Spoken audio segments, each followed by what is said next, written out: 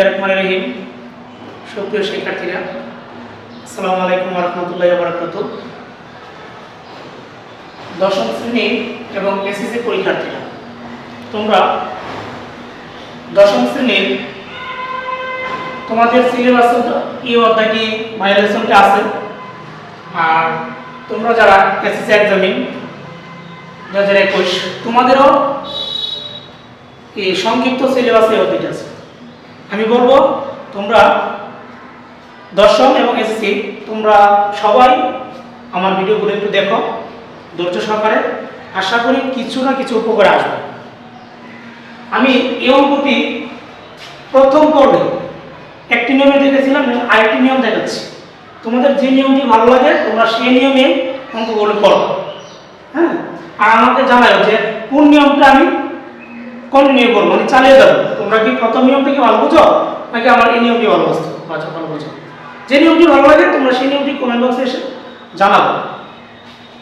এই নিয়মটি করতে গেলে আমাদের ক্যালকুলেটরের সাহায্য নিতে হবে, কিন্তু এই নিয়মটি ক্যালকুলেটরের সাহায্য হয় না। এখন একটু হিসাব নিকাশ একটু বেশি থাকে, যেমন 180 ডিগ্রি, তাহলে এখানে কত? 234 ডিগ্রি। তাহলে 234 মুখস্থ করা যাবে না, মুখস্থের কত রাখা যাবে? বিয়োগ 180 ডিগ্রি 54 ডিগ্রি।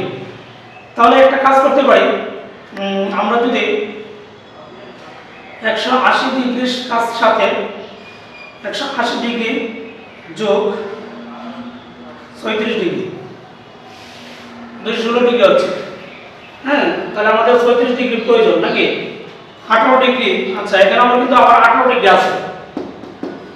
তাহলে এটা করা যাচ্ছে, দেখি 180 ডিগ্রি বিয়োগ 234 ডিগ্রি 54 ডিগ্রি। 54 ডিগ্রি কার সাথে মেলাবো?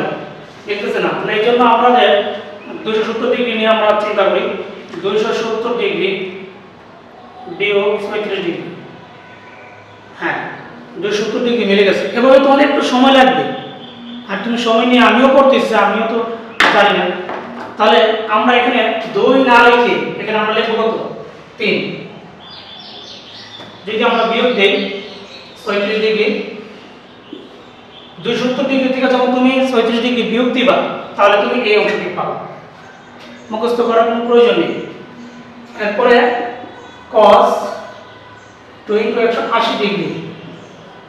এখন দেখো তো, সরি, এখানে 90 ডিগ্রি বিয়োগ দিব না, তাহলে 180 ডিগ্রি বিয়োগ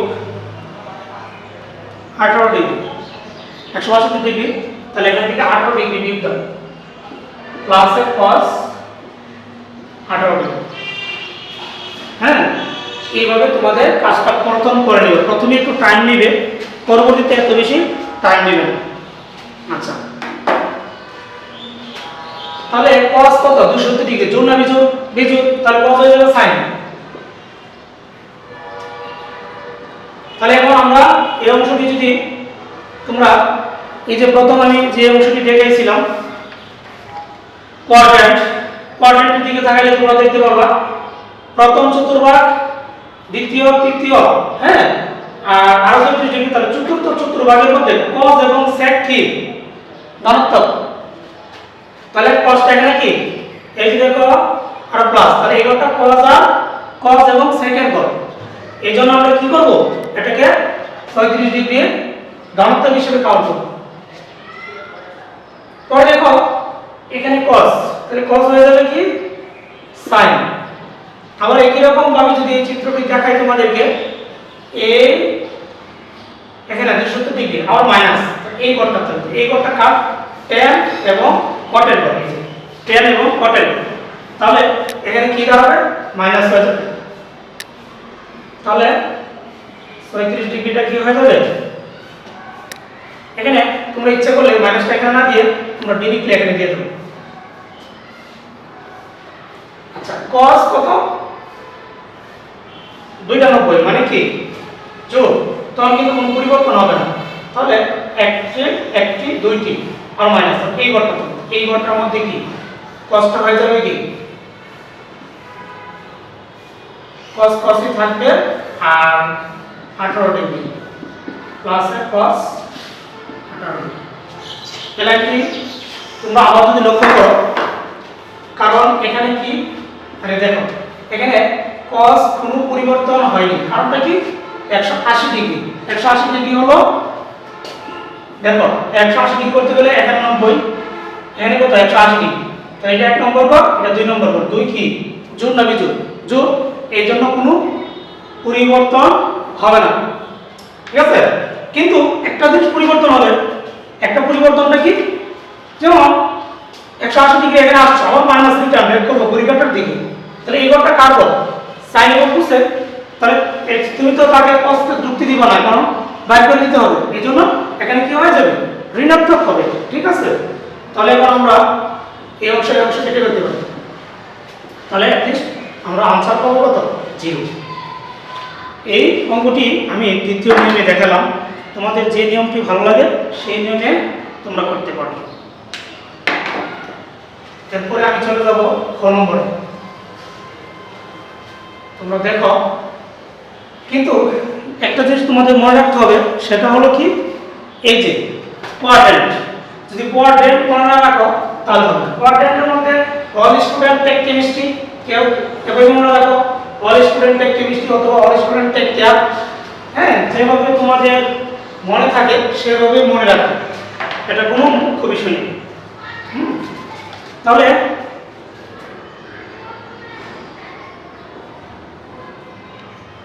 খ নম্বরটি দেখো, তোমাদের বই থেকে ডাকটি তোমরা তুলতে পারো, যেহেতু প্রমাণ করতে বলছিল অবশ্যই তোমরা লেফট হ্যান্ড সাইড থেকে যাত্রা শুরু করবে।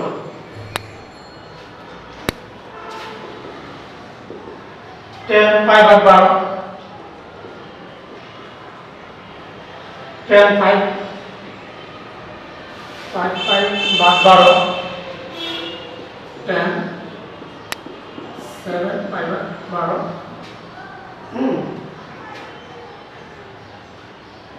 10 11 পাই ভাগ 12। এখন এই ডাকটা থেকে তোমরা একটা জিনিস খেয়াল করো, প্রত্যেকটার মধ্যে কিন্তু পাই বাই 12 আছে। যেহেতু প্রত্যেকটার মধ্যে পাই বাই 12 আছে, তোমরা থিটা হিসাবে, সূক্ষ্মকোণ হিসাবে তোমরা কাকে কাউন্ট করবে, এটাকে, ঠিক আছে। তাহলে প্রথম অংশটি আছে পাই বাই 12, তাহলে এটার কোনো পরিবর্তন করো না, কারণ এখানে তো সূক্ষ্মকোণ। কেমন তোমরা যদি ক্যালকুলেটর সাহায্যে নিয়ে 180 ডিগ্রি বা 12 কত 15 ডিগ্রি, 15 ডিগ্রি কি একটা ছোট একটা সূক্ষ্মকোণ, এই জন্য ওরে কোনো পরিবর্তন করবা না, ওদেরকে পরিবর্তন করবা। কেন পরিবর্তন করবা, দেখো 5 ইন্টু 5 মানে হলো 180 ভাগ দেও 12 দিয়ে 75 ডিগ্রি। তুলনামূলকভাবে কি সে, তুমি ইচ্ছে করলে এই অংশটির মান 75 ডিগ্রি কোনো মান আছে তোমার কাছে, কিন্তু তুমি দেখো 180 ডিগ্রি বা 12, একটা বেরিয়েছিল 15 ডিগ্রি আর একটি 75 ডিগ্রি, কিন্তু এই মানগুলো কি তুমি জানো? না, জানো না। এখানে কার কার মানগুলো আছে দেখো তো, 0 ডিগ্রি জানো, 30 ডিগ্রি, 45 ডিগ্রি, 60 ডিগ্রি, 90 ডিগ্রি, এই মানগুলো তুমি জানো, কিন্তু তুমি 15 ডিগ্রি, 75 ডিগ্রি, 105 ডিগ্রির মান তুমি জানো না। এই জন্য কি করতে হবে আমাদের, এই যে কোয়াড্রেন্ট, তোমাদের কোয়াড্রেন্টের সাহায্য নিতে হবে, এই জন্য আমাদের এই কোয়াড্রেন্ট, ঠিক আছে। আচ্ছা, তাহলে আমরা পর্যায়ক্রমে দেখো কিভাবে কোয়াড্রেন্টগুলো আমরা নির্মাণ করব। 10 পাই ভাগ 12, 10, এটা কি তোমরা কিভাবে বানাবে, এটা তোমাদের এত টেন্স নেওয়ার কোনো প্রয়োজন নেই, এত তোমরা কি নিবা না, তোমরা নরমাল ভাবে চিন্তা করো, এভাবে দুটো দিয়ে পাই ভাগ 12, তো মনে মনে এটা কল্পনা করো, এখানে লসাগু হলো 12, তো ধরো এখানে পাই দিয়ে দিছি, তাহলে পাই দিলে কি হতেছে, 12 পাই মাইনাস পাই কত হচ্ছে 11 পাই, এটা লাস্টের জন্য প্রযোজ্য। কিন্তু প্রথমটার জন্য কি করতে হবে, 5 পাই বানাতে হবে। তাহলে 5 পাই যদি বানাতে চাও তাহলে কি করতে হবে, একটু চিন্তা করো, চিন্তাটা করে আমরা মিলাই। তাহলে আমরা যদি একটা কাজ করতে পারি, ধরো এখানে পাই বাই 2 দিয়ে দিলাম। পাই বাই 2 কেন দিবা, এটা তোমরা করতে করতে একটা জিনিস তোমাদের রুলস আছে, আমি তোমাদের ইচ্ছে করলে আমি একটা নিয়ম বানাই দিতে পারবো যে ক্যালকুলেটরের মাধ্যমে 0 এত আসলে তোমরা π/2 ব্যবহার করো, কিন্তু রুলস ব্যবহার না করে, রুলস আসলে ব্যবহার করা ঠিক না। তোমরা নিজেরাই অনুশীলন করতে করতে তোমরা নিয়মের ভিতরে নিজে একটা নিয়ম তৈরি করতে পারো। এখন কেবল আমরা π/2 দিলাম, এখানে যে কোনো ক্রমে 5π/12 হতো। তুমি দেখো 2 দিয়ে যখন 12 ভাগ দিল কত পাবে? 6 দিয়ে কি করবা? π গুণ দিবা, তাহলে π আছে কত? 6π। আবার এখানে কিন্তু 12 আছে না, 12 দিয়ে যখন 12 ভাগ দিবা আর পাবা কত? 1 দিয়ে π রেখে দেব, তাহলে 6 থেকে একটা বাদ দিলে কত থাকে? 5টা থাকে না? ঠিক আছে, 6 থেকে একটা বাদ দিলে 5টি থাকে। আচ্ছা, তাহলে আমরা এখানে লিখতে পারি π/2 মাইনাসের π/12। আর যদি তুমি 6 দ্বারা যোগ করো মানে 7টা না, একটা বলে কিন্তু আরেকটা পারবে, তাহলে আমরা লিখতে পারি এখানে লিখতে পারি π/2 মাইনাসের π/12 না, এখানে প্লাস দিন, কারণ 6টার একটি করে হলো 7টি। হ্যাঁ, আর এটাকে আমরা কিভাবে লিখবো?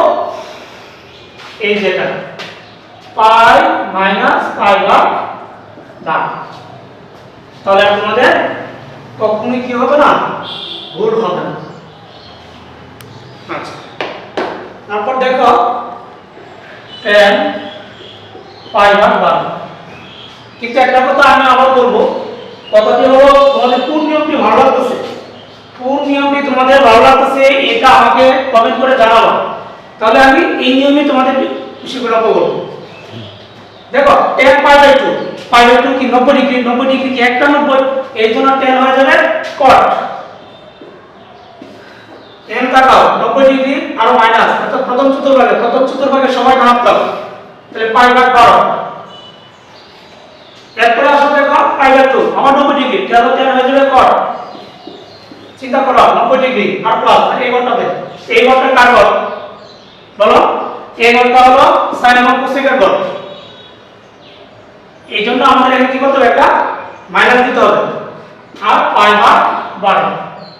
এখানে দেখো π মানে কি 180 ডিগ্রি, যোগ বিজোড় নাই কিন্তু, তাহলে 10 10 এ রাখবা 180 ডিগ্রি আর মাইনাস এই করে কি sin মান কি বলো? ঋণাত্মক, তাহলে এখানে একটা মাইনাস আসবে π/12। এই মাইনাস আর প্লাসের কারণে আমাদের তোমাদের পরীক্ষাতে ভুল হয়ে যায়। একটু সাবধান করেছি, তোমরা এই জিনিসগুলো একটু মনোযোগ সহকারে দেখবা। মাইনাস আর মাইনাস কিন্তু প্লাস, মাইনাসটা কত পারে না দিলে হতো, কিন্তু না দিবা, তাহলে এই মাইনাসটা তোমাদের না দেখালে তোমাদের পরীক্ষায় নম্বর আসবে না। এখন দেখো আমরা লিখতে পারি 10 π/12 cot π/12 cot π/12 মাইনাস হচ্ছে প্লাস, তাহলে 10 π/12। এখন 10 π/12 ইনটু মানে গুণ, ইনটু থেকে তো গুণ, cot মানে কি 1/10 π/12। তাহলে বলতে পারো এটাকে মানবো না এটাকে মানবো, তোমাদের খুশি, তোমরা cot এর ঠিক জায়গা এটাকে মানতে পারো। দেখো আমি ঠিক আছে, এটাকে ঠিক রাখি, cot π/12 টেনশন কত 1/cot π/12। দেখো এভাবে তোমরা কাটতে পারো কিন্তু, ঠিক না? তাহলে আমাদের কি পাচ্ছি 1 1, হ্যাঁ এরকম পাচ্ছি না। এগুলো না দেওয়ারই দরকার নেই, কোনো প্রয়োজন নেই, তোমরা ডিরেক্টলি 1 লেখো, দেখতে সুন্দর লাগতেছে। মানে এখানে 10 জায়গাটা এখানে তো 1, এখানে তো 1, এখানে 1, এখানে 1, তোমরা সবগুলো 1 এর সাথে গুণ দিলে কত পাবা? 1 পাওয়ার আছে। তোমরা অবশ্যই ভালো থাকো। হ্যাঁ, তোমাদের পর্যায়ক্রমে সবগুলো অঙ্ক এভাবে তোমরা চেষ্টা করো। হ্যাঁ, তোমরা ভালো থাকো, সুস্থ থাকো। আর আমি এসএসসি পরীক্ষার্থী তোমরা যারা আছো, তোমাদের সংক্ষিপ্ত সিলেবাস অনুসারে আমি কিন্তু তোমাদের এই ক্লাসগুলো নিচ্ছি, তোমাদের উদ্দেশ্য করেও, আবার যারা দশম শ্রেণীতে পড়াশোনা করছে তাদের জন্য। হ্যাঁ, মূলত দশম আর তোমরা এসএসসি যে পরীক্ষার্থী তোমরা যারা আছো তাদের জন্যই আমার এই ক্লাসগুলো নেই। আমি এটা তৃতীয় পর্বে তোমাদের দেখা হবে গ নম্বর অঙ্কটি নিয়ে।